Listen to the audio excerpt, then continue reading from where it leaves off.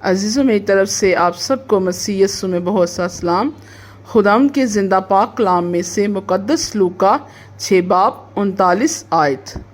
اور اس نے ان سے ایک تمثیل بھی کہی کہ کیا اندھے کو اندھا راہ دکھا سکتا ہے؟ کیا دونوں گڑھے میں نہ گریں گے؟ جیسا کہ کلام پاک کی اس آیت میں مقدس لوکا یسوع مسیح کی اس تمثیل کے بارے میں تعلیم دے رہے ہیں اور یہ بتا رہے ہیں کہ یسوع تمثیل یعنی مثالوں کے ذریعے سے اپنے شاگردوں اور ان تمام سننے والوں کو جو اس کا کلام سنتے سمجھاتے تھے۔ اس تمثیل میں ہم سیکھتے ہیں کہ اندھا اندھے کو راستہ نہیں دکھا سکتا، یعنی کوئی گناہ گار دوسرے گناہ گار کے گناہ کو معاف نہیں کر سکتا۔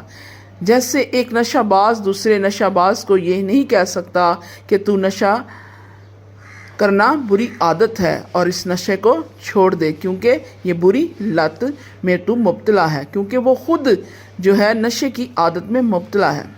کلام پاک کو جو لوگ سن رہے ہیں، کیا وہ یہ ثابت کر سکتے ہیں یا یہ دعویٰ کر سکتے ہیں کہ آپ کی زندگی میں کوئی گناہ نہیں؟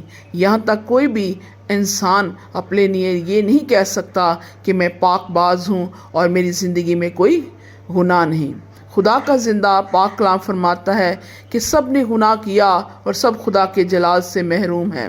جیسا کہ سب جانتے ہیں کہ پہلا انسان یعنی آدم جس نے گناہ کیا، گناہ یعنی موت، کیونکہ کلام پاک میں مرقوم ہے کہ گناہ کی مزدوری موت ہے۔ مثلا جب ہم کوئی چیز کھاتے ہیں تو جو تاثیر اس چیز میں ہوتی ہے وہ خون میں شامل ہو جاتی ہے۔ اسی طرح جب ایک بچہ جو مرد اور عورت سے پیدا ہوتا ہے وہ گناہ میں پیدا ہوتا ہے، کیونکہ جو گناہ اس کے ماں باپ کے اندر ہوتا ہے وہ خون کے ذریعے اس بچے میں کنورٹ ہو جاتا ہے۔ اس لیے داؤد نبی نے کہا کہ منو وچ گناہ دے جمیا میری مائی۔ اس لیے خدا نے مقدسہ مریم کو جو راست باز عورت تھی اور کمواری تھی، اس کے پاس فرشتہ جبرائیل کو بھیجا اور وہ اس سے ہم کلام ہوا کہ تو حاملہ ہوگی اور بیٹے کو جنے گی جو پوری دنیا کے لیے نجات دہندہ ہوگا۔ مقدسہ مریم نے کہا یہ کیوں کر ہوگا، کیونکہ میں تو کمواری ہوں اور مرد سے ناواقف ہوں۔ وہ جانتی تھی کہ آج تک کوئی بچہ کمواری سے پیدا نہیں ہوا، اس لیے اس نے فرشتہ سے سوال کیا یہ کیسے ہو سکتا ہے؟ فرشتہ نے جواب دیا خداوند تعالیٰ کی قدرت سے ہوگا، کیونکہ خدا سب کچھ کر سکتا ہے۔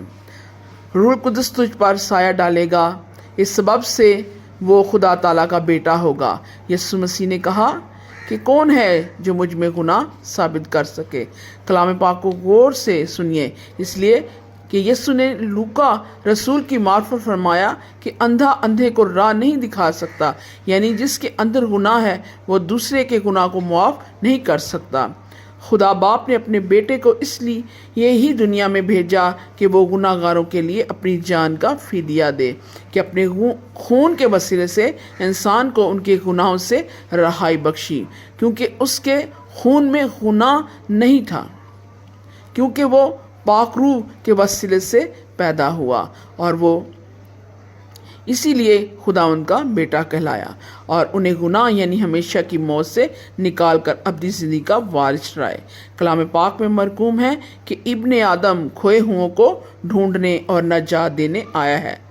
نجات کا پیغام یسوع نے گناہ گاروں کے لیے دیا اور فرمایا راہ، حق اور زندگی میں ہوں۔ یسوع نے یہ بھی کہا اے بوجھ سے دبے ہوئے لوگو میرے پاس آؤ، میں تمہیں آرام دوں گا۔ یسوع نام ہی سے گناہ گار کی گناہ سے رہائی ہے۔ کلام پاک میں ہم پڑھتے ہیں کہ خدا نے دنیا سے ایسی محبت رکھی کہ اس نے اپنا اکلوتا بیٹا بخش دیا تاکہ جو کوئی اس پر ایمان لائے ہلاک نہ ہو بلکہ ہمیشہ کی زندگی پائے۔ اس آیت کو پڑھنے سے ہم یہ جانتے ہیں کہ خدا ہر ایک انسان سے پیار کرتا ہے اور وہ کسی کی ہلاکت نہیں چاہتا۔ اس لیے خدا نے کہا جو کوئی ایمان لائے وہ ہمیشہ کی ہلاکت سے بچ جائے گا۔ کوئی انسان یہ فخر نہیں کر سکتا کہ خدا میرا ہے اور صرف یہ کلام میرے لیے ہے۔ کلام پاک کو پڑھنے والا، سننے والا اور اس پر عمل کرنے والے مبارک ہیں۔ جس کان تک کلام کی آواز جاتی ہے اس کی زندگی پر کلام اثر کرتا ہے اور بے تاثیر نہیں لوٹتا۔ جیسے آسمان سے جب میंہ برستا ہے تو وہ زمین پر آنے کے بعد واپس آسمان کی طرف نہیں لوٹتا، بلکہ وہ زمین کو سیراب کرتا ہے۔ اسی طرح خداوند کا پاک کلام جب کھلتا پڑھا اور سنا جاتا ہے، وہ زندگی کو تبدیل کرتا ہے، یعنی بے تاثیر نہیں لوٹتا، کیونکہ کلام پاک میں زندگیوں کو تبدیل کرنے کی تاثیر موجود ہے۔ ہمیں دوسروں میں عیب ڈھونڈنے کی بجائے ایک دوسرے کے گناہوں کو معاف کرنا چاہیے، ایک دوسرے سے محبت کرنی چاہیے، دوسروں کے گناہوں پر پردہ ڈالنا چاہیے، ایک دوسرے کے لیے دعا کرنی چاہیے اور کلام پاک کے ذریعے سے زیادہ روحوں کو بچانے کی کوشش کرنی چاہیے۔ خدا آپ سب کو اس کلام کے وسیلے سے بڑی برکت دے، آمین۔